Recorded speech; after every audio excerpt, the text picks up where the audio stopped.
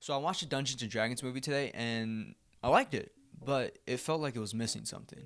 Correction, it felt like it added too much of something and indirectly took something else away. And I think I know what that is. Comedy and characterization. Roll the intro. Is this thing on?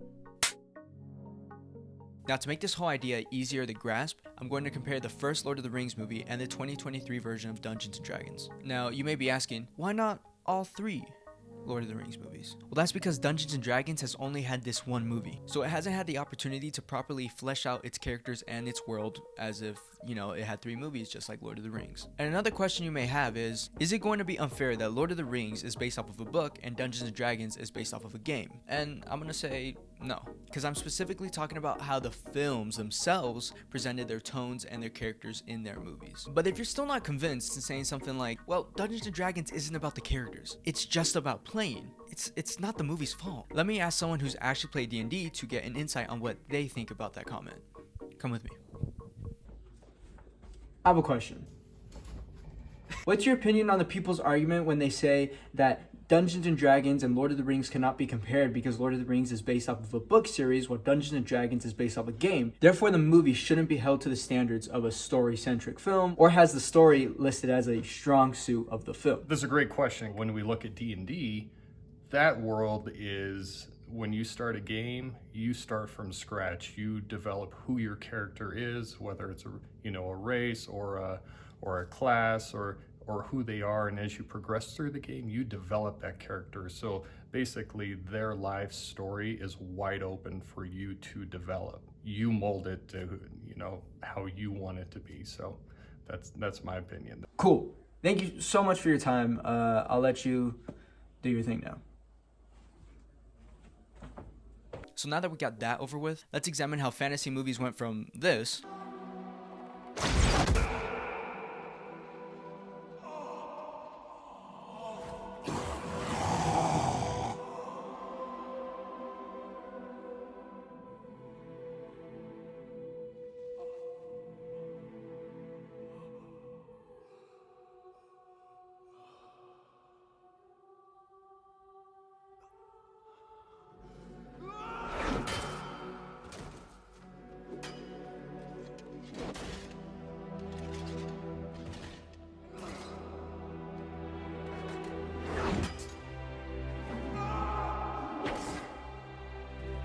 to this. Were you killed in the Battle of the Everhorse? Yes. 4 more questions, right? Yes. No, that wasn't for you. Did that count as a question? Yes. Damn it. Only answer when I talk to you, okay? Yes. Why did you say okay at the end of that? I didn't. Fantastic. Where's the shovel? Alright, I'm not gonna lie, I did find this clip funny, as well as the rest of the graveyard scene. And from what I hear, it's actually pretty accurate to how those situations play out in real life D&D. So that's pretty cool too. I mention that because I don't want you guys thinking that I believe that comedy in a movie is bad. I of course have my preferences depending on the film, but this is more of a look at the genre. So What is it exactly that you bring to this? I'm a planner. I make plans. You've already made the plan, so If the existing plan fails, I make a new plan. you make plans that fail. No, He also plays the lute. not relevant. I feel the reason that the comedy feels so different between these two films is the delivery of the jokes themselves. When it comes to the comedy in Lord of the Rings, it never feels like the scene is being built around the joke or that the joke is taken away from the scene in any way. As in, maybe it feels like it's pausing the scene just to get that joke out, and then they'll continue with the scene as normal, if that makes sense. The comedy is actively adding elements to the story. Like when Pippin, Merry, and Sam had the fire going, oblivious to the dangers that came with it, which led to Frodo getting stabbed, which led to him meeting the elves, and the rest of the movie, and on and on and on. Or when they're in the saloon or bar, whatever they call it, Pippin actively goes, hey, yeah, I know a Frodo Baggins, he's my cousin, da-da-da-da-da. It just goes on and on about how they're related and how they know each other and about Frodo. That's pretty funny and it's kind of frustrating because you're like, Pippin, what are you doing? You idiot. But it still adds to the story and even kind of adds to the danger, and you see the fear in Frodo's eyes and how scared he gets and how everyone surrounds him of how serious their mission actually is. Again, adding something to the story. But sometimes there is a joke just for the fun of it, but it doesn't feel like it's interrupting the scene. Like when Pippin asks Aragorn about second breakfast. What I'm trying to say is, Pippin is funny. And for a lot of the runtime, it's only Pippin that's funny. Of course, other characters get their licks in, but not every character is funny. However, in Dungeons and Dragons, they're all comedians. It feels like every character has a partial goal to just make the audience laugh. And while that's not necessarily a bad thing, too much of it can lead to the audience believing that your movie is corny. I mean, every single one of these characters are making jokes, making sly remarks, acting dumb or cowardly, but in a funny way, or just making a blunt remark that is so straightforward, it's funny. And it's not like the people making the movie were like, I have a funny idea for a scene. You want to make a movie? Like, no, that's not how it went. But you can tell that one of their priorities was to make their audience laugh and not necessarily build its characters or its world. And I have a perfect example of what I'm talking about. Heads up, the movie isn't out yet, so this is just some very crappy footage. You know, go watch the movie because I do not promote illegally streaming. You know, help the creators. Do not promote it. But when our group first arrives at the graveyard, Holga has some dialogue that gives an interesting insight into her character. She discusses how all those people in the graveyard died in battle, and that she hoped she could be buried in a place like that one day. Which, if expanded upon, could really make Holga an interesting and compelling character and possibly make her the heart of the film. Which is what they kinda attempt later in the movie when they kill her. The problem of this interaction is Chris Pine's character, which I'm gonna be honest, I don't remember his name. In fact, I don't remember any of their names. And look, I notoriously have a bad memory, so it could 100% be on me. But when I can't remember even a character or two, when I usually do, that's when I would start to consider that the movie didn't do its job when it came to characters. But back to my main point. Chris Pine's character immediately disregards Holga, but not in a way that could reveal anything meaningful about, you know, their dynamic or something. It's just played for laughs. He just goes, does anybody have a shovel? And then he like jumps in the pit, and then they get to the actual funny part of the scene. But I don't know, this scene was really the one that made me realize the priorities of this film. And it's really what got me thinking about this video essay. But I can't continue talking about the comedy without mentioning the characters. There was so much comedy that it felt like it outweighed the characters. For example, after watching Dungeons & Dragons all the way through, recently in fact, here's what I got from the characters, or here's what I remember from the characters. Edgin is a caring but bad dad to Kira, his daughter. He has a hard time letting go of the past, is pretty good at stealing things, lost himself after his wife died, and he's good at thinking on the fly, or as he would like to say, he's the planner. He plans. And when things don't go to plan, he makes another plan. Holga is like Edgin's sister. She's a very skilled fighter. She's a very straightforward speaker. She also cares a lot for Kira. She's a different species, but I don't remember what, and she desires to die an honorable death, or be buried in an honorable place, or, you know, just something towards her beliefs. Simon is a coward, but he can get himself out of sticky situations when worse comes to worse. He's really into Doric, who can blame him, and he has a low self-esteem. He's also the funniest guy out the group, in my opinion. Zank, I think that's how you pronounce it. I don't actually remember though. He's a different species, again, don't remember what. He doesn't understand sarcasm or anything of the sorts. He's the most honorable man on earth. He's very smart and very good at fighting, and disappeared for half of the movie. Doric was abandoned at a young age. She hates humans. She's fighting to protect her people. I don't remember what they're called either. Again, this could be my fault, but also it could be your fault, movie makers. You.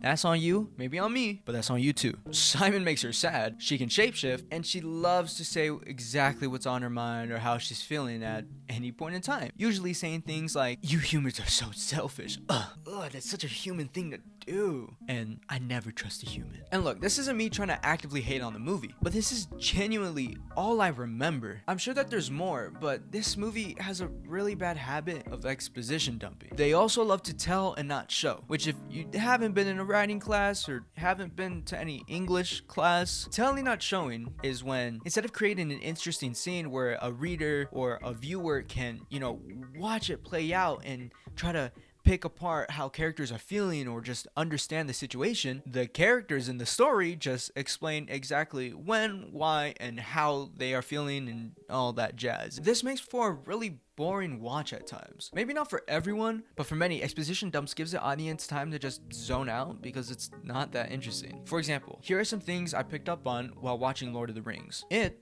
starts with an exposition dump, which I'm pointing out because it's only fair since I harped on Dungeons and Dragons about it. But here's the difference. The exposition dump is not only covering the parts of the world that we're in, but the background of the ring, one of the most important things of the story. In fact, the most important thing of the story. Then it immediately goes to our main characters living their normal lives, not yet with a clear goal in mind. In fact, these two situations are completely separate. Only thing connecting them is Bilbo has the ring. Well, in D&D, Edgin and Holga start off in prison. Then Edgin explains his past for his release, while interrupting it with a few jokes during some parts. I don't know, I'm neither here nor there with that thing. I didn't really care for it. And he does all that while Holga just eats a potato and doesn't really care about her future, apparently, because she just lets him do all the talking. So I guess that's something we learned about Holga. She doesn't care about herself. But I feel like if this opening was just structured a little bit differently, it could have worked miles better. Miles better, more like Miles Teller.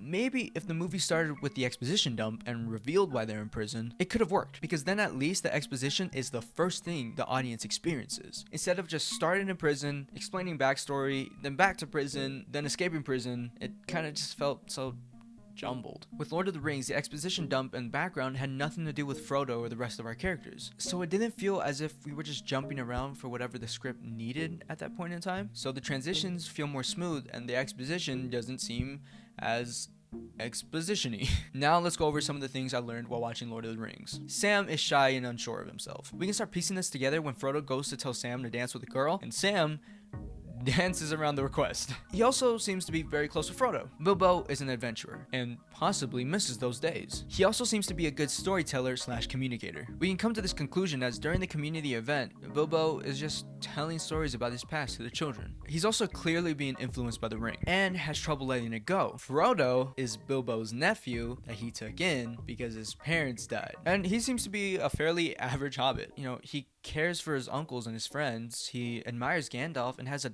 natural desire to do good. I took this from Frodo's interactions with Bilbo, Sam, and Gandalf, as well as when he immediately jumps into action to go on a journey to deal with the ring. Merry and Pippin are mischievous, playful, and lack attention to detail. They are very close to one another, best friends even, and if I remember correctly, they're cousins as well. All this information I just told you, I learned in like the first 30 minutes of the movie. I feel like I already know the same amount or more about these characters than I ever did about the characters in Dungeons & Dragons. And not because I've necessarily learned more, as a lot of the stuff I listed out were very surface level and things I was drawing forth. And I feel like the biggest reason I feel like I know these characters so well already is because of how I learned the info. And really quickly, I just want to point out that all the characters had very different characteristics, and I was able to easily name different things, while Dungeons & Dragons throughout that whole movie runtime, again, it was still as bare bones as how I describe these characters. One of the reasons is just Dungeons & Dragons, all the characters feel the same. Like, if you were reading a script and you covered the names and you were just trying to tell which characters were which when reading the script, I believe you would have a hard time deciphering who is who due to the fact that they're all cracking jokes. And I feel like you'd pick up on some things because, again, the characters aren't flat completely, but it would be harder than Lord of the Rings. But while I was talking about the characteristics in Lord of the Rings, I tried to cite how and where I learned the information. Lord of the Rings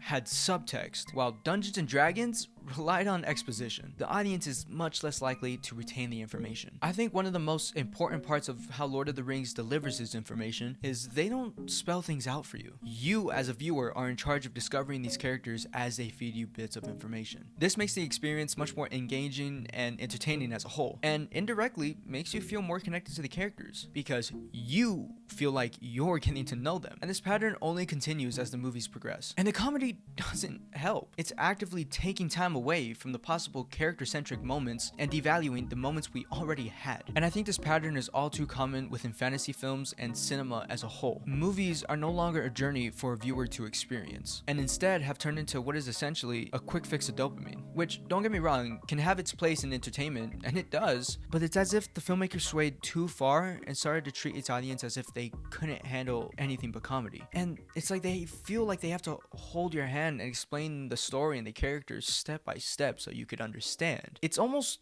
disrespectful how dumb they treat us. As if we can't comprehend serious emotions without feeling bored or uncomfortable. As if that would drive us away from the film. And with taking away the complexity, the subtleties, and the intensity of storytelling, these worlds with infinite potential, these characters that feel like real people, these lessons that we could learn, and these emotions that we could feel are gone. And what's left is a husk of what could have been. The fantasy genre has changed, and storytelling as a whole no longer trusts its audience. Dungeons & Dragons, while not a bad movie, one which I quite enjoyed in fact, proves that there's a disconnect between the movie makers and the movie watchers. A relationship that may never recover, however with a new generation, I believe can be built again. But until then, we just have to keep voicing our opinions and hope that one day we're heard.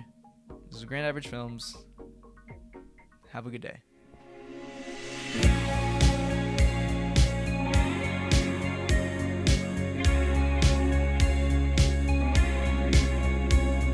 Subscribe to Grand Average Film. Thank you guys so much.